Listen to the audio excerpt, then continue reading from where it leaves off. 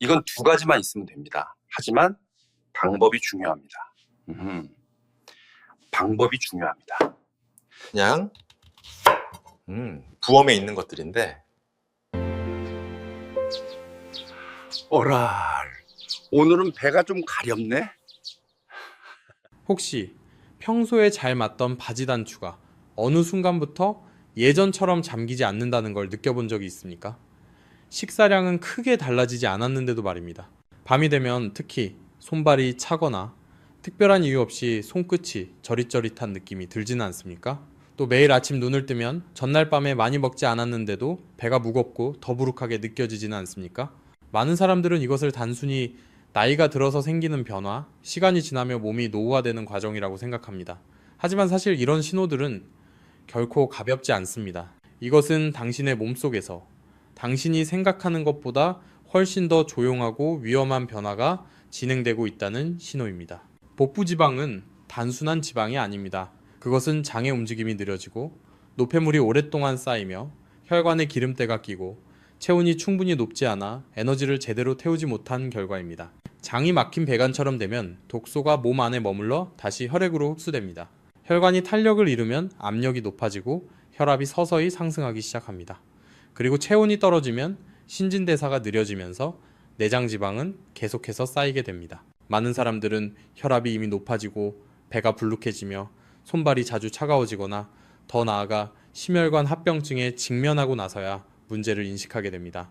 만약 지금 당신이 이런 상태라면 오늘 내용의 끝까지 꼭 함께 해주시기 바랍니다. 계속하기 전에 일상생활에서 쉽게 실천할 수 있는 건강 지식에 관심이 있다면 채널을 팔로우하고 구독과 댓글을 남겨주세요. 더 자세히 알고 싶은 분들은 아래에 댓글로 숫자 1을 남겨주시면 제가 직접 읽고 답변 드리겠습니다. 오늘은 매우 익숙하고 가격도 저렴하지만 올바르게 사용하면 단 며칠 만에 장이 한결 가벼워지고 혈관이 더 원활해지며 복부 지방이 서서히 줄기 시작할 수 있는 한 가지 식재료에 대해 이야기하겠습니다. 그리고 여기서 중요한 질문이 하나 생깁니다.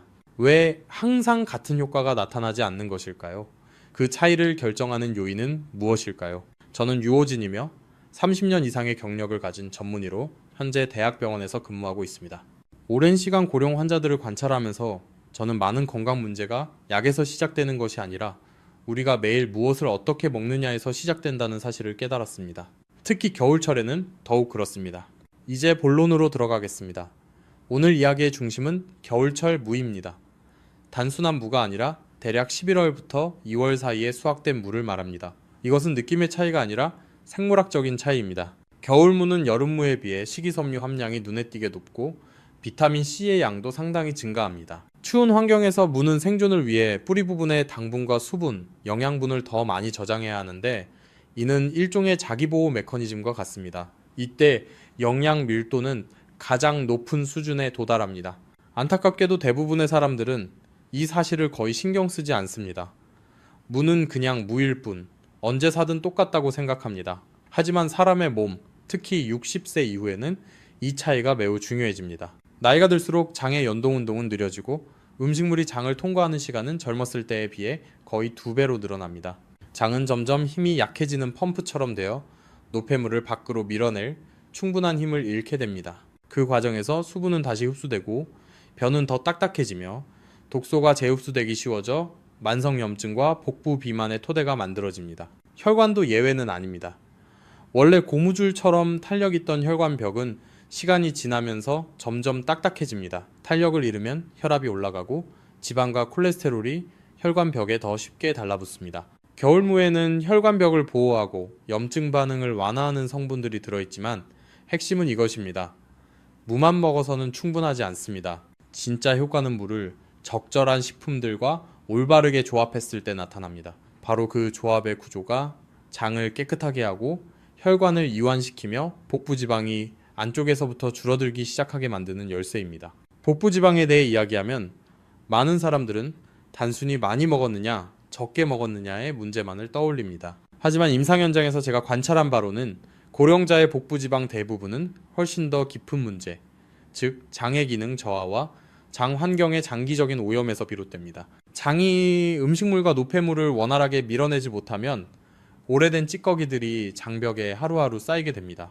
이것은 복부 팽만이나 소화불량을 유발할 뿐만 아니라 다시 혈액으로 흡수되는 독소의 근원이 되어 조용히 만성염증을 촉발하고 내장 지방의 축적을 가속화합니다. 겨울철 무는 풍부한 거친 식이섬유를 가지고 있어 장 속에서 커다란 빗자루와 같은 역할을 합니다. 장의 연동 운동을 자극해 노폐물 덩어리를 앞으로 밀어내는 힘을 제공합니다.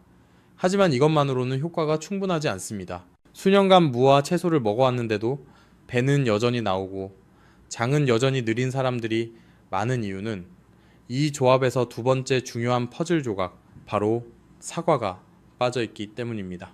많은 고령자들은 사과가 달고 당분이 많아 살이 찔 수 있다며 꺼립니다.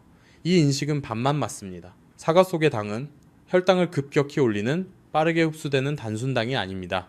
무엇보다 중요한 것은 사과 껍질에 들어있는 펙틴이라는 성분입니다. 펙틴은 특별한 형태의 수용성 식이섬유로 물을 만나면 팽창의 젤 형태를 이루며 마치 마른 스펀지가 물에 들어가 부풀어 오르는 것과 같습니다. 펙틴이 장에 들어가면 물을 흡수해 부풀고 장벽을 따라 달라붙습니다. 이 젤층은 장 점막에 오래 붙어 있던 찌꺼기들을 부드럽게 긁어내는 역할을 하며 동시에 장 안의 일부 지방과 콜레스테롤을 감싸 혈액으로 흡수되기 어렵게 만듭니다. 하지만 펙틴만 있고 밀어내는 힘이 없다면 찌꺼기는 떨어질 수는 있어도 완전히 밖으로 배출되지는 못합니다. 이때 무에 들어있는 거친 식이섬유가 밀대 역할을 하여 펙틴에 의해 느슨해진 모든 노폐물 덩어리를 한꺼번에 쓸어내 밖으로 보내줍니다. 이것이 바로 이 두 가지가 반드시 함께 사용되어야 하는 이유입니다. 또 하나 매우 중요한 요소는 장내 미생물입니다. 나이가 들수록 장 속의 유익균 수는 점점 줄어듭니다. 이 유익균들은 장 점막을 보호하는 경비대와 같아서 장 장벽을 유지하고 유해균의 증식을 억제하는 역할을 합니다. 이 보호막이 약해지면 장은 쉽게 염증이 생기고 쉽게 세게되며 독소가 혈액으로 더 쉽게 침투하게 됩니다. 사과 속의 펙틴은 바로 이 유익균이 가장 좋아하는 먹이입니다. 펙틴이 공급되면 유익균이 다시 자라고 늘어나 장 환경이 점차 안정됩니다. 척박한 땅에 맞는 비료를 주면 좋은 풀은 자라고 잡초는 밀려나는 모습에 비유할 수 있습니다. 여러 연구에 따르면 무와 사과를 함께 사용할 경우 음식물이 장을 통과하는 시간이 눈에 띄게 짧아지고 고령자에서 배변 빈도 역시 뚜렷하게 개선됩니다. 그러나 이 효과는 장에만 국한되지 않습니다. 이 조합은 혈관에도 직접적인 영향을 미칩니다. 사과에는 퀘르세틴이라는 항산화 성분이 들어있는데 이는 혈관벽의 염증 반응을 완화하는 데 도움을 줍니다. 혈관벽에 염증이 생기면 미세한 손상이 발생하고 바로 그 지점에 콜레스테롤이 쉽게 달라붙어 동맥경화 반점이 형성됩니다. 혈관벽을 하나의 벽이라고 생각하면 벽에 금이 가면 먼지가 쉽게 달라붙는 것과 같습니다. 퀘르세틴은 이러한 균열을 줄이는 역할을 합니다. 겨울무는 비타민 C가 풍부합니다. 비타민 C는 면역력을 높이는 성분일 뿐만 아니라 혈관 내피층의 재생에 필수적인 요소입니다. 비타민 C가 충분하면 혈관벽은 탄력을 회복하는 능력이 좋아집니다. 탄력 있는 혈관은 혈류에 따라 부드럽게 확장과 수축을 반복하며 압력을 낮추고 순환을 개선합니다. 사과와 물을 함께 사용하면 한쪽은 염증을 줄이고 다른 한쪽은 구조를 강화해 혈관 보호 효과가 서로 증폭됩니다. 사용 방법 역시 매우 중요합니다. 각각 따로 먹을 경우 생무는 매운맛으로 위를 자극할 수 있고 사과를 단독으로 먹으면 일부 사람들에게서는 당 흡수가 빨라질 수 있습니다. 두 가지를 함께 갈아 음료 형태로 만들면 무의 매운맛은 중화되고 무의 식이섬유는 사과의 당 흡수를 늦춰줍니다. 서로의 단점을 보완하면서 장점은 그대로 살리는 조합입니다. 저는 70대 초반의 한 노인을 오랫동안 관찰한 적이 있습니다. 수년간 변비를 앓았고 늘 배가 팽팽했으며 화장실에 갈 때마다 큰 어려움을 겪었습니다. 무와 사과를 비슷한 비율로 갈아 마시기 시작한 후 불과 며칠 만에 배변이 훨씬 수월해졌다고 느꼈습니다. 약 일주일이 지나자 아침에 복부 팽만감이 뚜렷하게 줄었고 허리둘레도 조금씩 감소하기 시작했습니다. 주목할 점은 그는 식사량을 줄이거나 운동량을 늘리지 않았고 단지 이 식품 조합만을 올바르게 조정했을 뿐이라는 사실입니다. 방법은 매우 간단합니다. 겨울철 무약 100g과 사과 100g을 준비하고 두 가지 모두 껍질을 벗기지 않는 것이 좋습니다. 껍질에 중요한 활성 성분들이 들어있기 때문입니다. 여기에 물, 반, 컵, 정도를 넣고 믹서로 곱게 갈아줍니다. 가장 좋은 섭취 시점은 아침 식사 약 30분 전, 장이 비교적 비어있는 상태일 때입니다. 이때 이 혼합물은 최대한의 효과를 발휘할 수 있는 공간을 얻게 됩니다. 많은 사람들은 불과 며칠 만에 장이 한결 가벼워지고 배가 점점 들어가며 몸 안에서부터 풀리는 느낌을 받기 시작합니다. 그러나 장을 깨끗이 하는 것은 시작에 불과합니다. 내장 지방이 실제로 연소되고 혈류가 더 원활해지기 위해서는 몸에 또 하나의 요소가 필요합니다. 바로 체온입니다.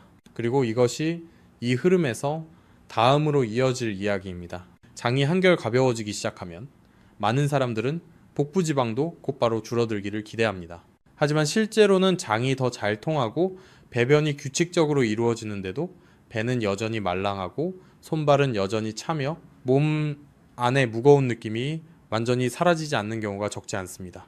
그 이유는 흔히 간과되는 한 가지 요소, 바로 체온에 있습니다. 체온이 낮으면 몸은 난방이 없는 방과 같습니다. 아무리 깨끗하게 정리해도 충분히 따뜻하지 않으면 에너지는 효율적으로 소모되지 않고 내장 지방은 계속 남아있게 됩니다. 나이가 들수록 몸의 보온 능력은 눈에 띄게 떨어집니다.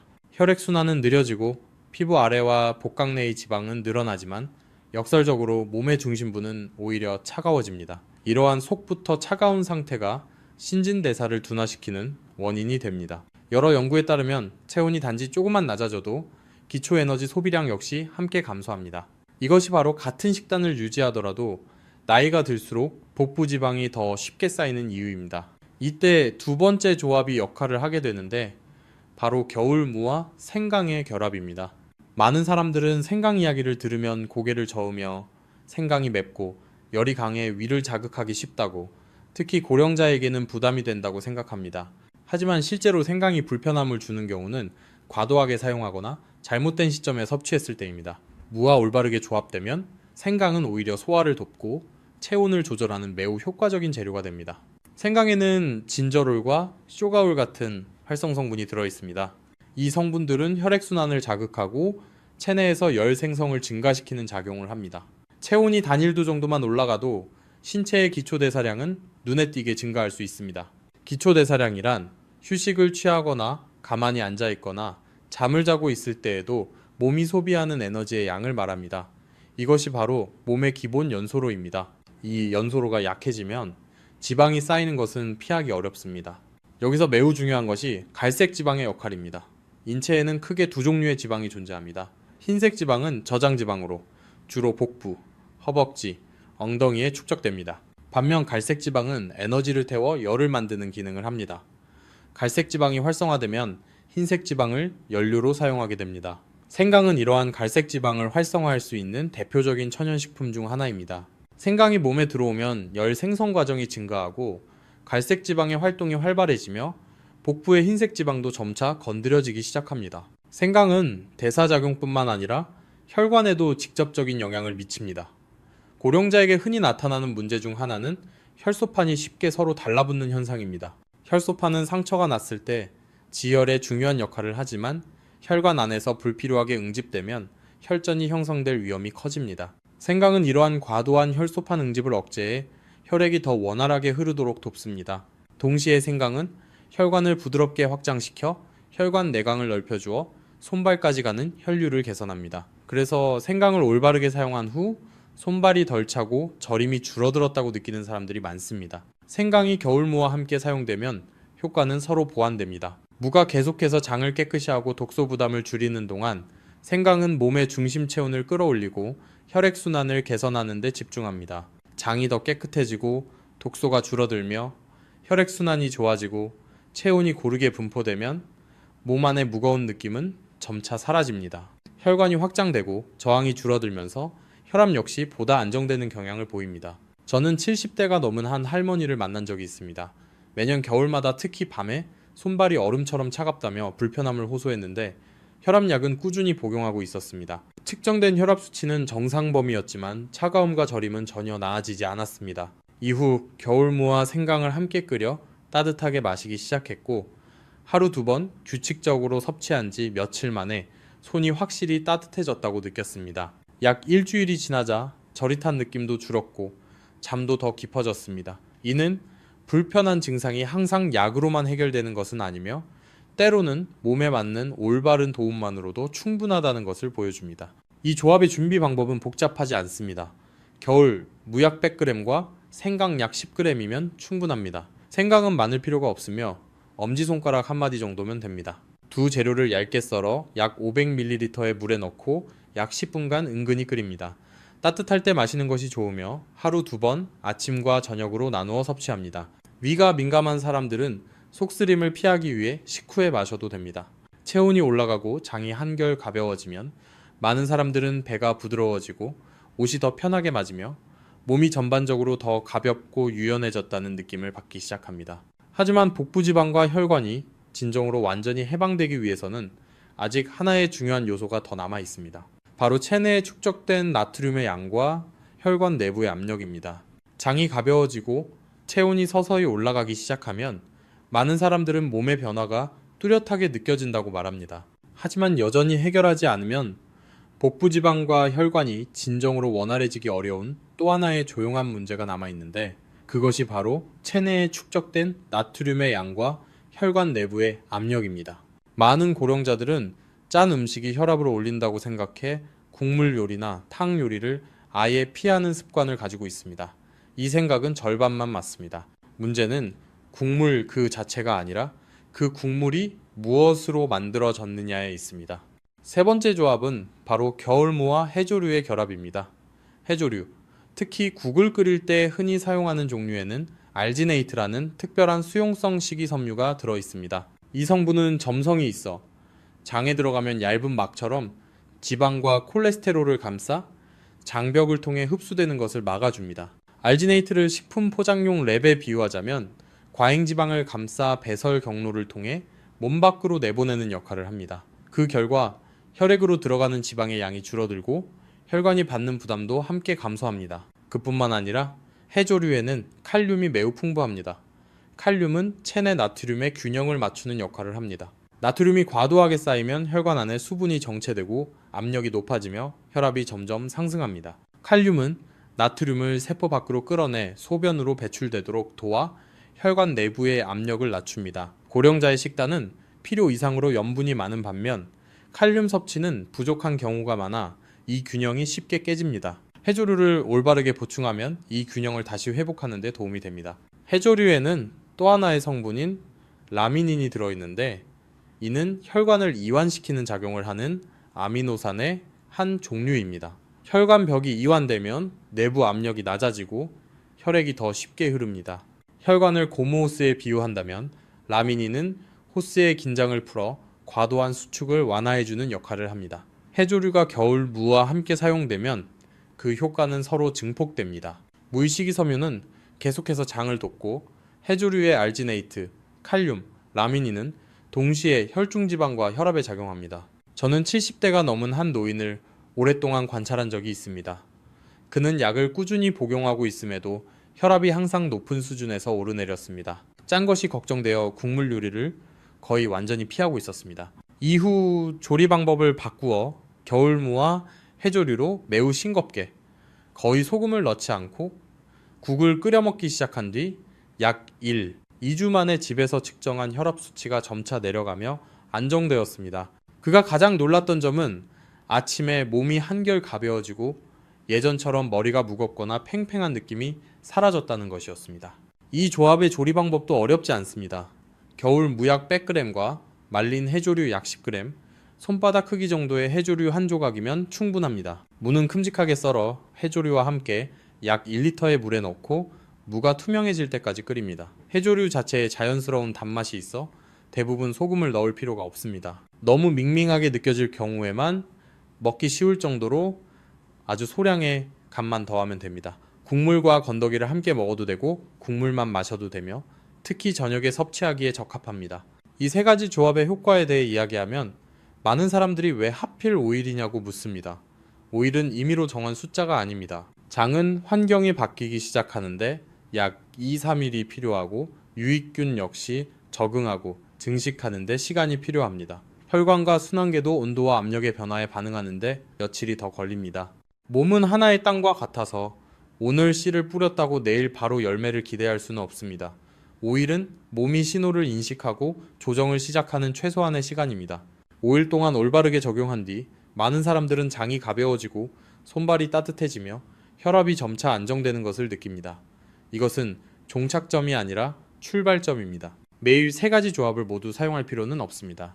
어떤 날은 무와 사과를, 다른 날은 무와 생강을, 또 다른 날은 무와 해조류를 사용하는 식으로 번갈아도 됩니다. 몸에는 다양성이 필요하고 동시에 자신의 반응을 귀 기울여 들어야 합니다. 편안함이 느껴지면 그 조합이 맞는 것이고 무겁거나 불편하다면 양을 조절해야 합니다. 주의가 필요한 경우도 있습니다. 당뇨약을 복용 중인 사람은 사과의 양을 줄이거나 비율을 조정해야 합니다. 신장 기능이 저하된 사람은 칼륨이 신장을 통해 배설되므로 해조류 섭취량에 주의해야 합니다. 장이 매우 민감한 사람은 소량으로 시작해 장이 천천히 적응하도록 해야 합니다.